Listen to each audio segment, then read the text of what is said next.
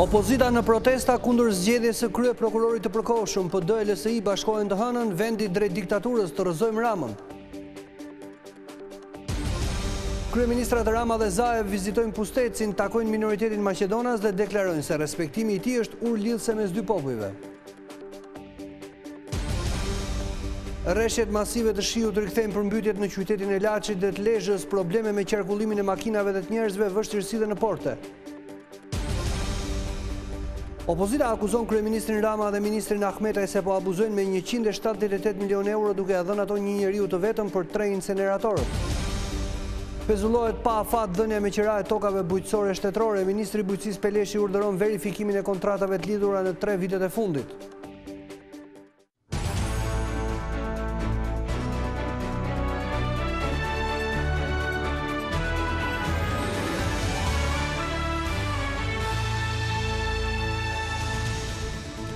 Zonja dhe zotrinj, përshëndetje dhe mirë se vini në edicionin qendror të lajmeve në Vizion Plus.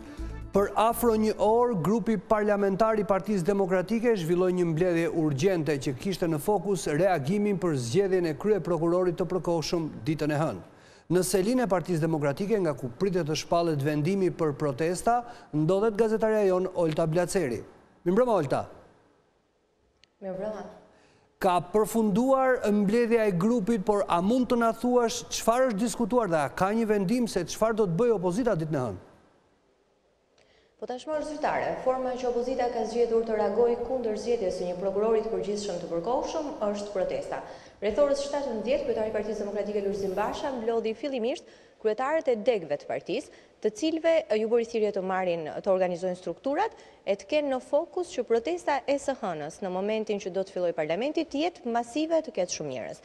Më pas, rreth një orë më vonë, rreth orës 18, kryetari i Partisë Demokratike zhvilloi një mbledhje me deputetët, me të cilët në fakt përcaktoi detajet. Mësohet se protesta do të jetë alternuar me fjalimet brenda sallës së parlamentit për të denoncuar shkeljen e kushtetutës.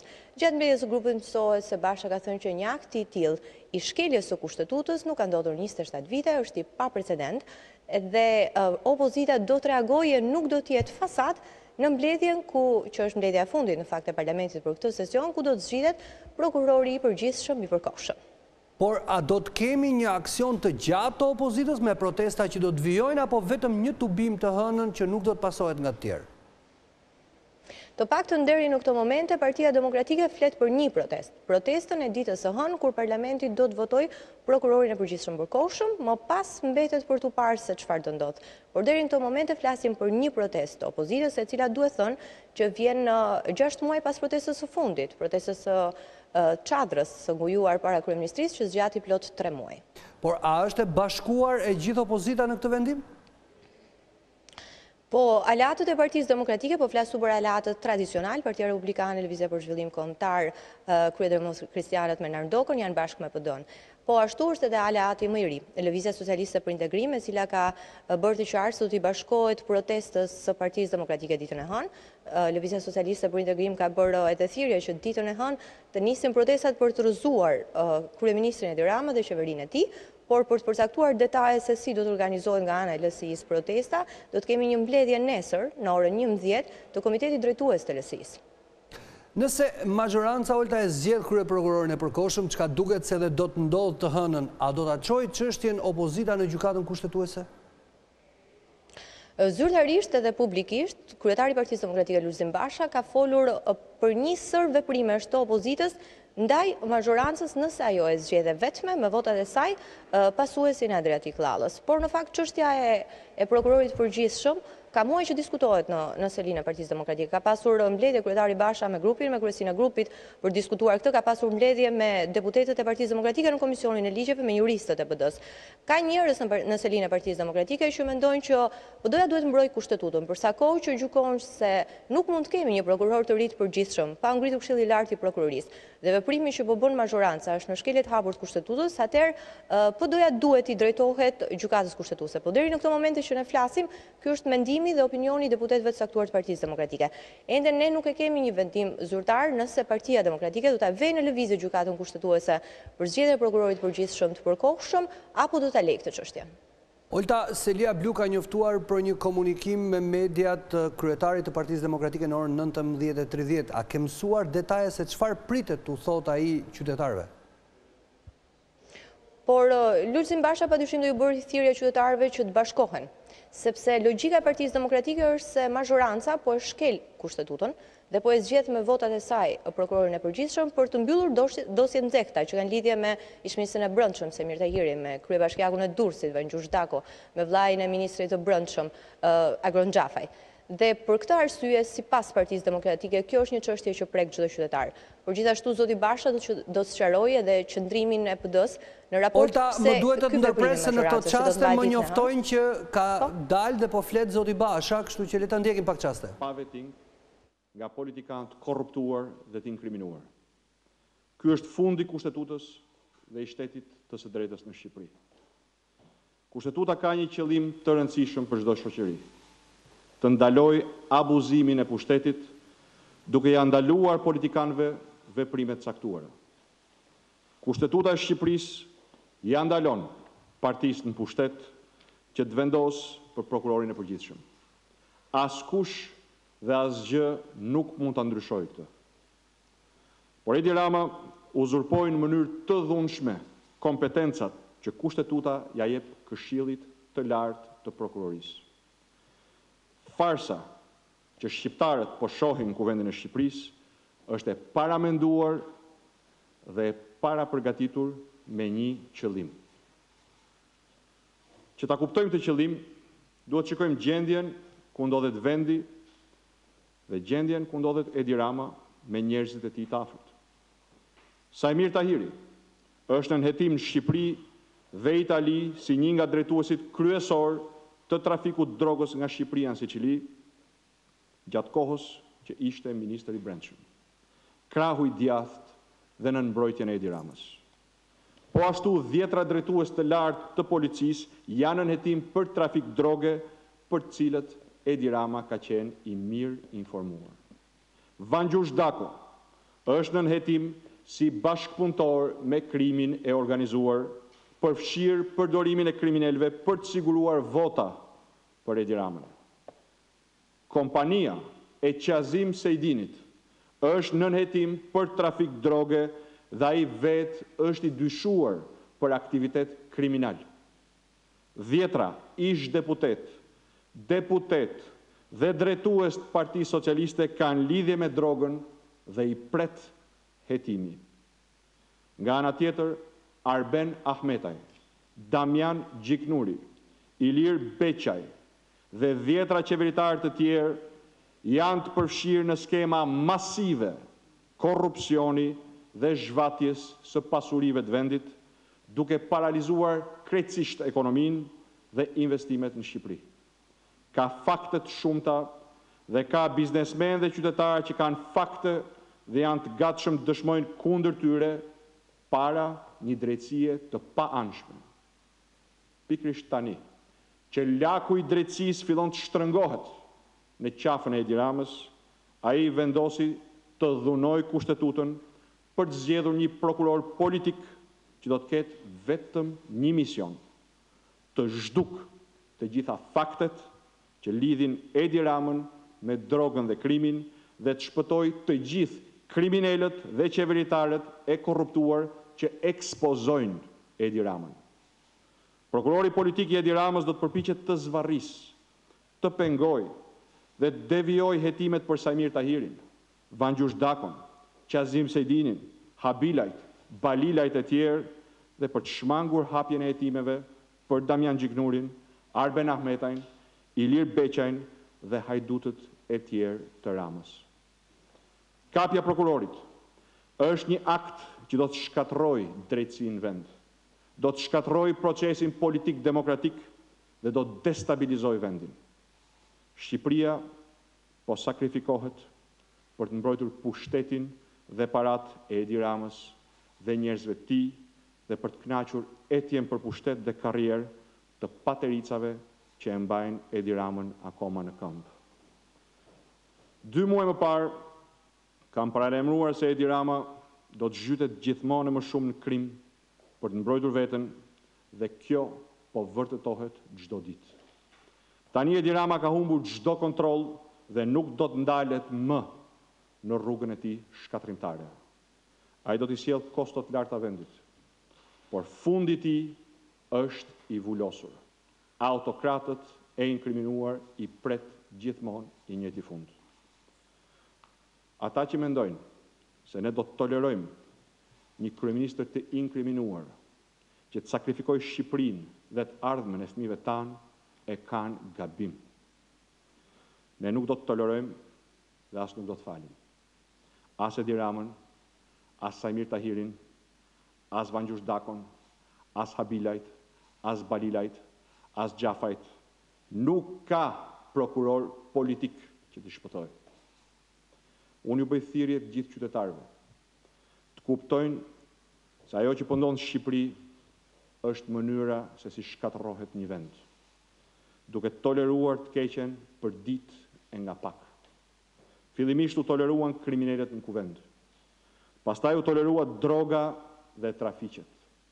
Pastaj u toleruan politikanët që u kthyen në kriminal si Sajmir Tahiri dhe Vangjush Dako. Pastaj u tolerua vjedhja dhe blerja e zgjedhjeve. Mbi të gjitha u tolerua Edi Rama me të gjithë të këqijat që po i sjell vendit dhe qytetarëve të tij. Nëse vazhdohet duke toleruar të keqen, Shqipëria nuk do të ketë të ardhme. Është detyrë të gjithë qytetarëve të i dalin përballë krimit në politikë. Është detyra jonë të ndalim politikanët e papërgjegjshëm që janë gati të sakrifikojnë vendin ton, qytetarët ton, familjet tuaja për pushtet. Unë sot shpresoj se edhe partnerët tanë të kuptojnë shpejt një të vërtetë të madhe. Arsyeja e rritjes e migracionit paligjshëm shqiptar dhe e krimit në vendet e Bashkimit Evropian është politike. Tolerimi dhe mbështetja që Edi Rama i ka bërë drogës dhe krimit, e cila ka forcuar krimin dhe i ka çuar shqiptarët në dëshpërimin për ta kërkuar të ardhmen diku tjetër. Emigracioni paligjshëm dhe krimi nuk ndalen dhe nuk do të ndalen me masa teknike, por me zgjidhje politike. Pastrimi politikës nga krimi që shqiptarëve t'ju kthehet besimi tek vendi i tyre. Edi Rama dhe Fatmir Gjafaj nuk do të luftojnë kurrë krimin sepse janë të kapur prej krimit. Nëse doni që mos të keni emigrant paligjshëm dhe grupe kriminale në Francë, Britani, Holand, Itali, Gjermani e kudo tjetër në Bashkimin Evropian, ka vetëm një rrugë. Nxjerrja para drejtësisë së Sajmir Tahirit, Vangjush Dakos, Qazim Sejdinit, Habilave dhe Balilave dhe largimi i Edi Ramës nga pushteti. Të hënën është detyrë e çdo qytetari që beson tek demokracia, që do të ndërtojë jetën këtë vend dhe mos të shkojë refugjat, që do të jetojë me dinjitet dhe jo me lëmoshën e narkoqeverisë, të bashkohet me protestën tonë para parlamentit. Të hënën, opozita parlamentare nuk do të lejojë të kthehet në fasadën e pushtetit të krimit. Ndaj ftoj çdo qytetar të mos qëndrojë spektator, por t'i bashkohet protestës. Ju falenderit. Do të rikthehemi edhe një herë lidhjes direkte me Selim Blu, sapo ndoqëm liderin e opozitës zotin Lulzim Basha. Olta, një deklaratë dhe një thirrje me tonet ashpra apo jo, zotit Basha? Po doja ka protestën e parë, që pas daljes në opozit pas zgjedhjeve të 25 qershorit. Është një provë jo thjesht për kauzën e Partisë Demokratike, por është një provë edhe për kryetarin e Partisë Demokratike, se sa arrin të frymëzojë njerëzit dhe qytetarët që të tubohen në protestë. Është në një farë mënyrë protesta ka qenë gjithnjë për opozitën, një shenjë demonstrimi të forcës së opozitës dhe të drejtësisë së kauzës së saj. Olta, unë të falenderoj, ishte Olta Blaceri, gazetaria e Vizion Plus, në lidhje të drejt për drejt me Selim Blu. Ne do të vijojmë me rrjedhën normale të këtij edicioni lajmesh. Në ditën e dytë të qëndrimit në Shqipëri, kryeministri Zoran Zaev, i shoqëruar nga homologu Edi Rama, vizituan Pustecin.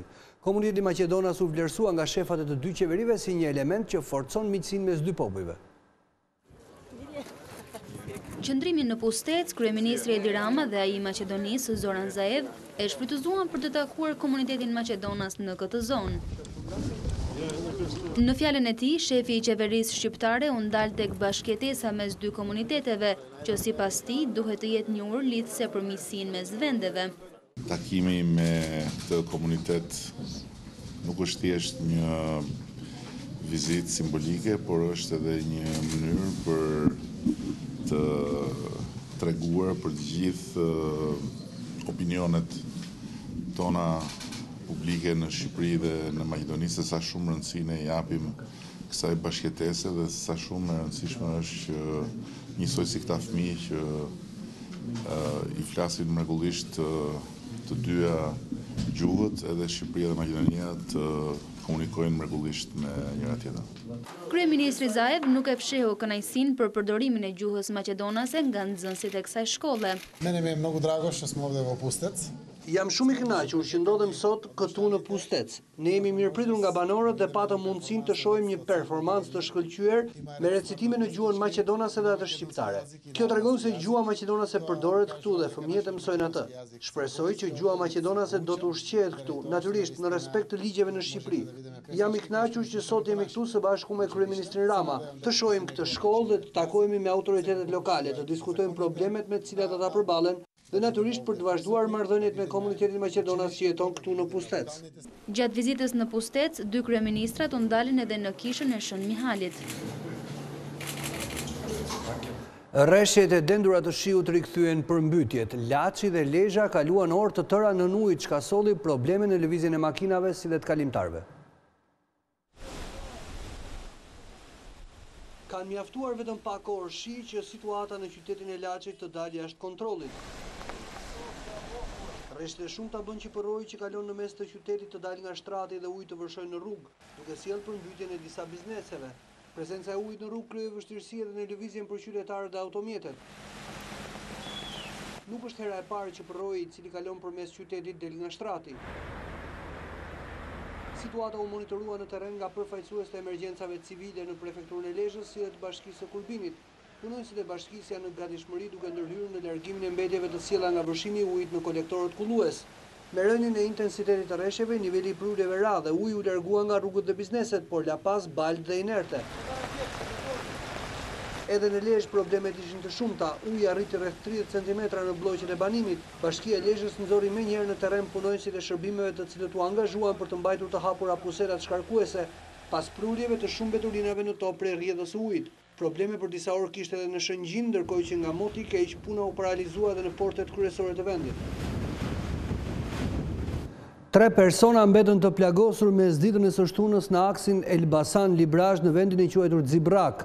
Sipas policisë, 2 automjete u përplasën me njëri tjetrin duke shkaktuar plagosjen e 3 femrave 18, 23 dhe 55 vjeçare, që të treja banuese në fshatin Labinot Mal të Elbasanit. Ato u dërguan me urgjencë në spitalin e Librazhit dhe ndodhen jashtë rrezikut për jetën.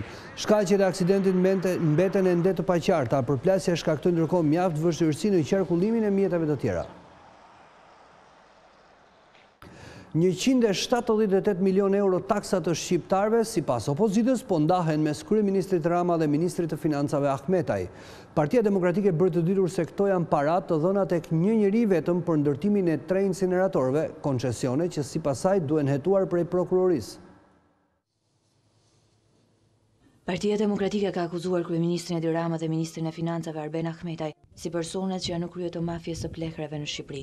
Këto akuza opozita i mbështet tek ndërtimi i 3 incineratorëve në Fier, Elbasan dhe Tiranë, çështje për të cilën PD i ka bërë thirrje prokurorisë të nisë hetimet. Ata kanë mbyllur kontrata për të marrë para publike mbi 50 milion euro, përkatësisht 22 milion euro për inceneratorin e Elbasanit dhe 28.2 milion euro për inceneratorin e Fierit. Ndërkohë është duke u mbyllur këto ditë dhe kontrata tjetër prej plot 128 milion euro për inceneratorin e Tiranës. Të gjitha këto kalojnë në një dorë, ata të Klodian Zotos thënë shkoqur të Ben Ahmetajt. Pra plot 178 milion euro nga taksat tona që pëndahen mes Edi Ramës, Arben Ahmetajt dhe sekserit tyre në kundërshtim me ligjet dhe strategjitë kombëtare në fuqi. Sipas Partisë Demokratike, brenda pak javëve Klodian Zoto ka fituar disa milion euro. Pasi mori nga shteti 22 milion euro për djegësin e Elbasanit dhe 28 milion euro për atë të Fierit me Çelsa në dorë, Klodian Zoto firmosi me italian kontratat për të marrë inceneratorët me Çelsa në dorë nga italiani, për vetëm 15 milion euro. Kësaj, 7 milion euro u përlan për inseneratorin e Elbasanit dhe mbi 13 milion euro u përlan për inseneratorin e Fierit. Pra, mbi 20 milion euro vetëm për këto të dy, për pak javë veç me një firmë. Në fokus të akuzave të Partisë Demokratike është vendosur edhe Alati, ish ministri i Lësisë Lefter Koka, i cili publikisht ka mbrojtur ndërtimin e inceneratorëve. Maltezi ka bërë thirrje ish ministrit të mjedisit Koka që të bëhet bashkëpunëtor i drejtësisë e të denoncoj peshqit të mëdhenj që po vjedhin 10 milion euro me një firmë. Pezullohet pa afat dhënia me qira e tokave shtetërore. Ministri i Bujqësisë Niko Peleshi urdhëroi verifikimin e plot të 49 kontratave që janë lidhur në 3 vitet e fundit. Vendimi vjen në kohën kur socialistët akuzuan ish ministrat e LSI-së se i dhanë mbi 100 hektar tokë familjarëve të Klement Balilit, ndonse ai ishte në kërkim për trafik droge. Procesi i dhënies së tokës me qira nga Ministria e Bujqësisë është pezulluar me një urdhër të ministrit Niko Peleshi. Ky vendim erdhi si nevojë e verifikimit të kontratave të lidhura deri më tani për të parë efektivitetin dhe ligjshmërinë e tyre.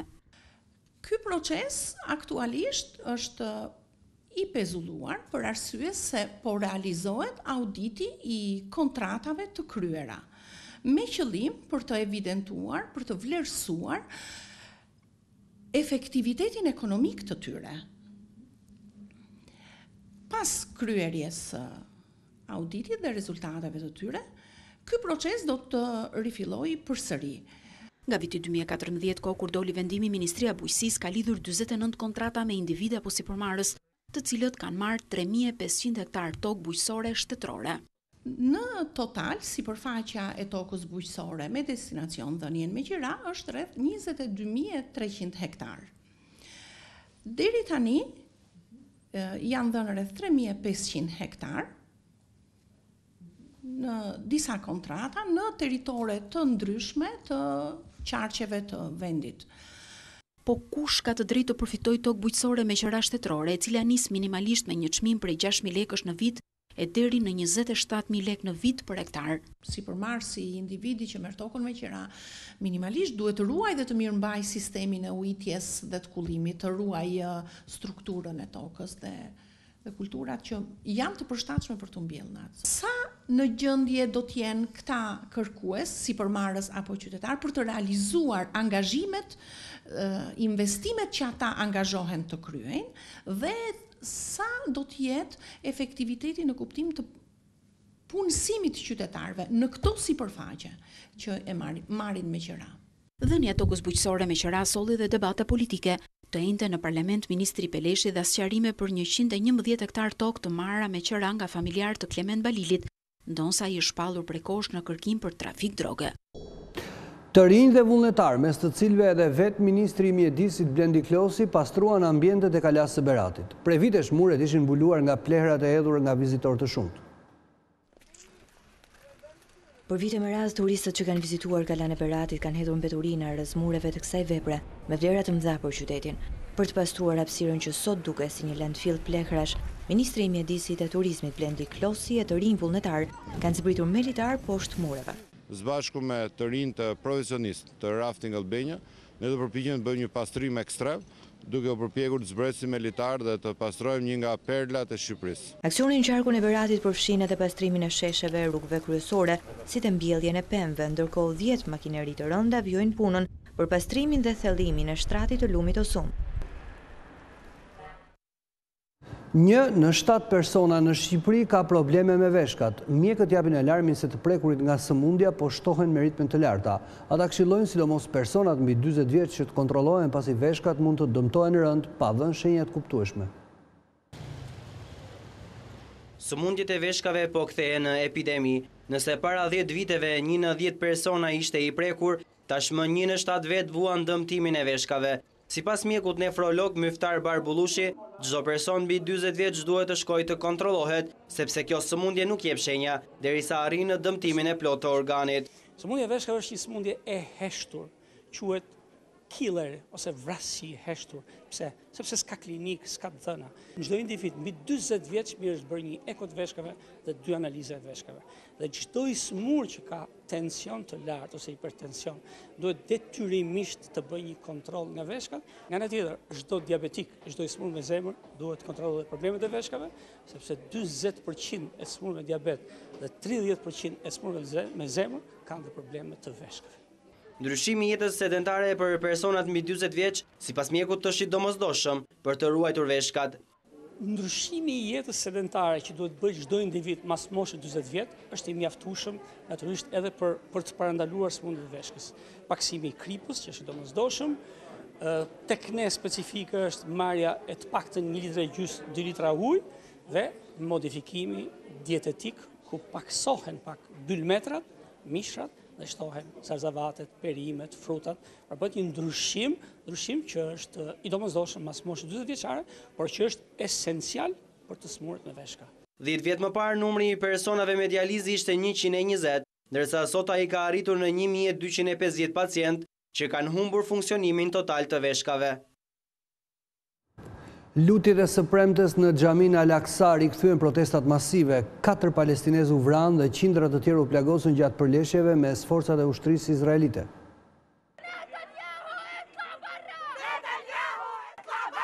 Situata në lindjen e mesme vazhdon të mbetet e tensionuar. Përplasjet mes palestinezëve dhe izraelitëve kanë shpërthyer sërish pas lutjeve të së premtes. Protesta u bë kundër vendimit të presidentit Trump për njohjen e Jeruzalemit si kryeqytet e Izraelit.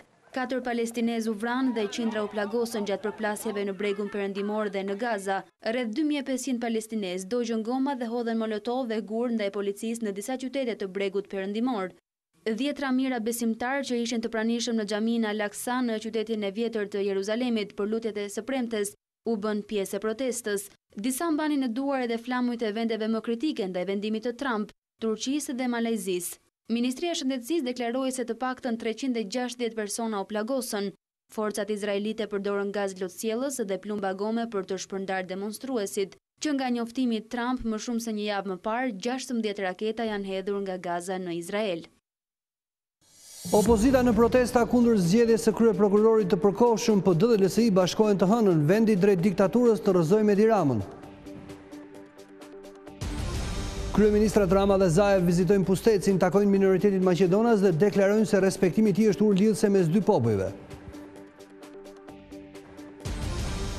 Rreshtet masive të shiut rikthejnë përmbytjet në qytetin e Laçit dhe të Lezhës, probleme me qarkullimin e makinave dhe të njerëzve, vështirësi dhe në porte. Opozita akuzon kryeministrin Edi Rama dhe ministrin Ahmetaj se po abuzojnë me 178 milion euro duke ia dhënë ato një njeriu të vetëm për 3 inceneratorët. Pezullohet pa afat dhënia me qira e tokave bujqësore shtetërore. Ministri i Bujqësisë Peleshi urdhëron verifikimin e kontratave të lidhura në 3 vitet e fundit. Të nderuar teleshikues, ishte gjithçka për edicionin qendror të lajmeve në Vizion Plus. Qëndroni me programet tona në vijim, bashkë miru takofshim në edicionin e fundit lajmeve.